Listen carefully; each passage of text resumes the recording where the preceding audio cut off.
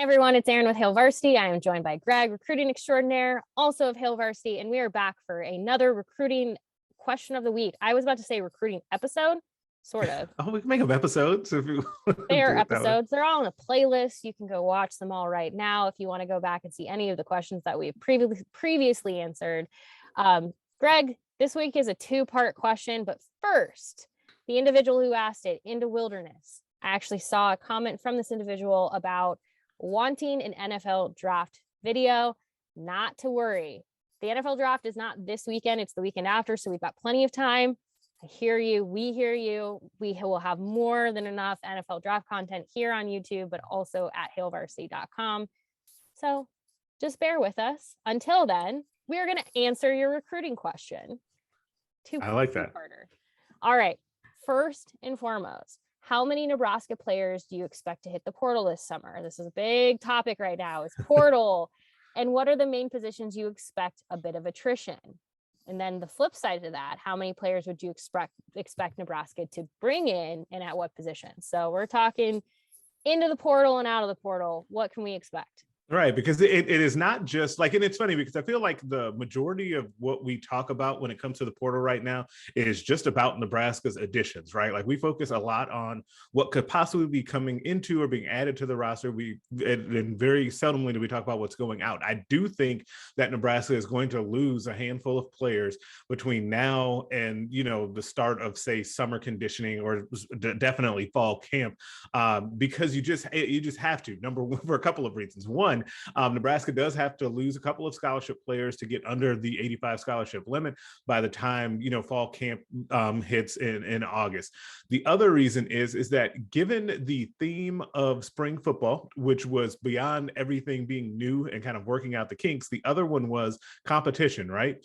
And when you have so much competition at so many different positions, you can really just go down the list of those positions that we've been talking about and think realistically, hey, there probably could be attrition there. I look at running back, where I think that someone still could potentially leave, especially considering you still have the potential of DeAndre Jackson from the Texas A&M transfer coming into the program. Wide receiver is a spot that, even though Xavier Betts is no longer with the program right now, you still have probably too many guys that will still want to play that just aren't going to be in the rotation. And so, and Mickey Joseph brought in a good number of players into that room too that have already leapfrogged some of those players. So that's a good spot. Offensive line is also a spot, even though the depth there is not great right now. You have kind of a log jam at certain positions, and that's even before you get a couple of guys back. And one more I definitely want to mention is quarterback. We don't know what's going to happen with quarterback, right? As you have your presumed quarterback number one in Casey Thompson right now, who seems to have run away with that job for various reasons. Chuba Purdy, Logan Smothers, Heinrich Harburg, Matt Masker is in the mix somewhere too, all battling for that backup quarterback spot. I appreciated the Masker. I did that. I did that for you. And so, like, those guys battling for that spot, that's four guys battling for the spot. Given today's college football, it's just realistic to think that one of those guys may not be here come the start of the season. And in a different position, I also forgot to mention the secondary, with the number of guys that were brought into that position as well. There's bound to be hurt feelings there too. Yeah, and Into Wilderness, who asked this question, was expecting wide receiver, running back, maybe quarterback. But one thing in his comment that stood out to me was Nebraska could lose a quarterback, but wouldn't be surprised if Nebraska doesn't. And I agree. I think that quarterback is one where it's going to be really interesting, because when Logan Smothers, and look, if I am completely off base on this and end up being wrong, so be it. But this is at least just my interpretation right now. Logan Smothers, when he stood in front of everyone earlier this spring and said, I want to be here, this is where I want to be, this is where I want to play and compete, I believe him. I don't have a reason to believe that he is actively trying to get into the portal and look elsewhere.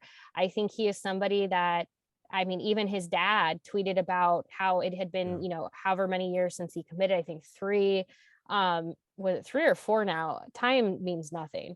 But his dad shared photos on Twitter about just like time flying by and how this has been such an amazing, this was the best choice he could have made for, like, Logan could have made.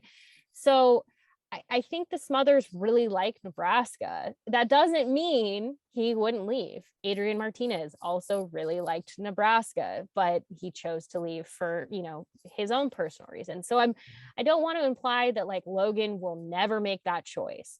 I just don't feel like I'm on like alert watch with Logan that he's going to go somewhere. Obviously, Chuba's not leaving. I don't particularly think that this is the year that Heinrich would go, and I just don't know if I see him going into the portal right now. Could he maybe look at that in the future based on where the competition plays out between, say, him and Logan and Chuba Purdy? Maybe.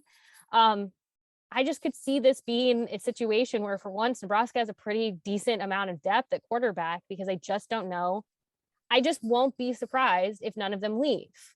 I actually feel like I will be more surprised if one of them does. Like, that is where I'm at right now, is I would be more shocked if one of them chose to leave. I think I'm in the same boat. It's a unique situation, right? Where because with Harburg being kind of the in-state guy, it always makes it where you'd be a little bit more surprised if he left, especially this soon. And while Logan is not an in-state guy, it is very important to keep in mind what you said about how long he had been committed to Nebraska. Like, never forget that he was the class after Luke McCaffrey, but he committed to Nebraska before Luke McCaffrey did, like actually by months. He had been in that class for a long time. And him and his family really, really like Nebraska. And I think that one of the things that it's a hard thing for people to really pin down, because you don't like know all that much, is how much Logan Smothers likes Nebraska outside of just potentially being the quarterback at Nebraska, right? Is like, how much is all the other stuff important to him, and how comfortable he is or is not with being in school here and with his teammates, and like where he's going in his life outside of football. Like, you just never know with that stuff, right? So it's easy to just see the quarterback competition and think, oh, of course he's going to go, but it may not be that simple. Also, I just want to say thank you to Zoom for, as I decided to take a drink out of my water bottle, deciding to like focus on me. I even put myself on mute. That was really rude. That was really rude, Zoom.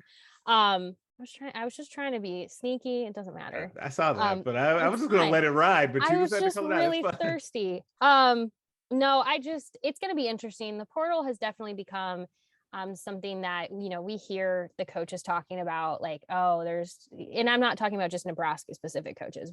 You hear this pretty much everywhere in college football, is, oh, no loyalty, blah, blah, blah, blah. But for as much as the transfer portal might affect teams negatively, it also benefits teams, where you do get a number of really, I mean, Nebraska is in need of some, immediate help at key positions. And so, yeah, the trade might be you lose a player at running back, or you lose a player at wide receiver or whatever, but you might end up getting the player you really need on the defensive line. So like, it's kind of one of those things where it's like, you gotta take what you get. Like, the portal will just be what it is. And I do think it's a really good question. I appreciate the question from Into Wilderness. I always like appreciate also that handle where it's in duh, but then wilderness. But I end up always saying wilderness.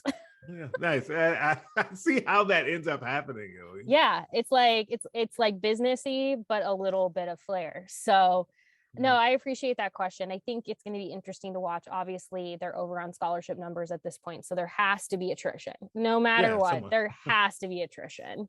Yeah, and I think that you mentioned like defensive line, like Nebraska, because we didn't say where they're going to need players from. Obviously, they want a pass rusher. O'Shawn Mathis is the guy that they want. They continue to battle Texas for that, and that'll be interesting to see how that plays out.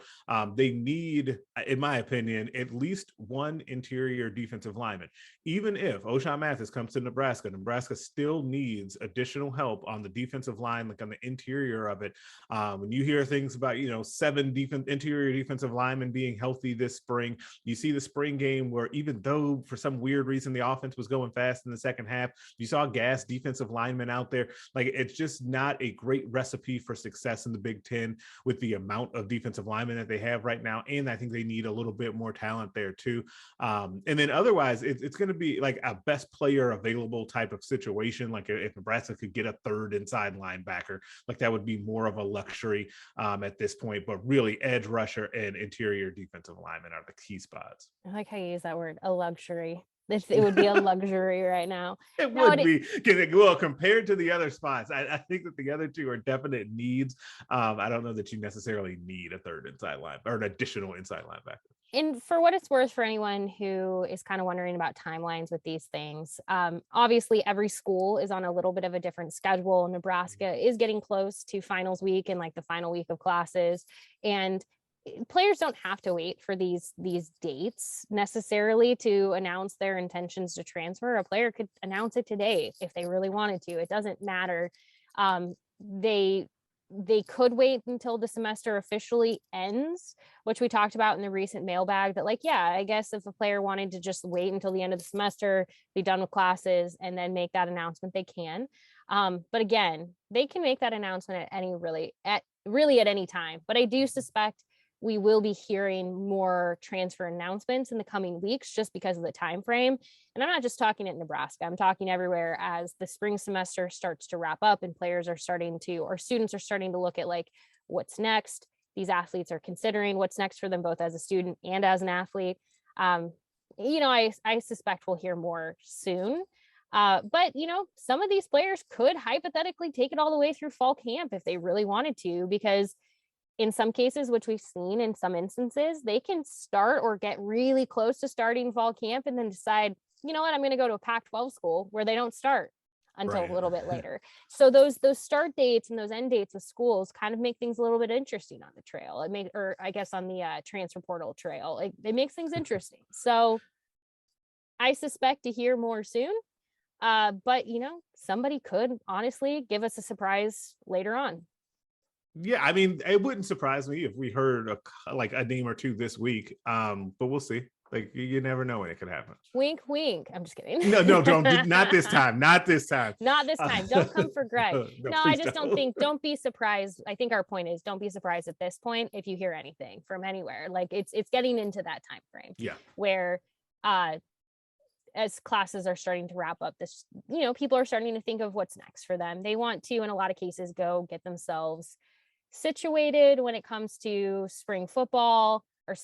summer conditioning. My brain is still in spring. It's still spring football for some.